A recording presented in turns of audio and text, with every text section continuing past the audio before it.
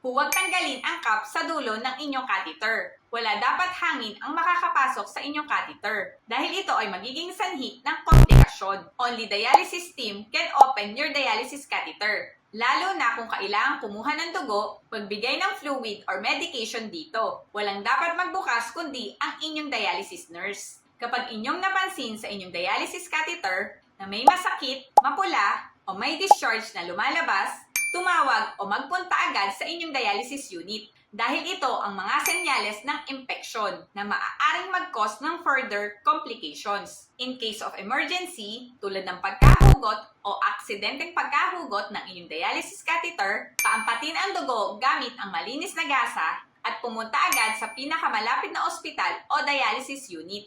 Importanteng dalhin pati ang catheter upang masuri ng inyong doktor kung may naiwang parte ng catheter sa loob o kumpleto ito. Manatiling kalmado at iwasan ang pagpapanik kapag ito ay nangyari. Dahil naniniwala ako na napakahalaga ng dialysis catheter sa mga taong nagdadialysis dahil ito ang nagdurugtong ng kanilang buhay.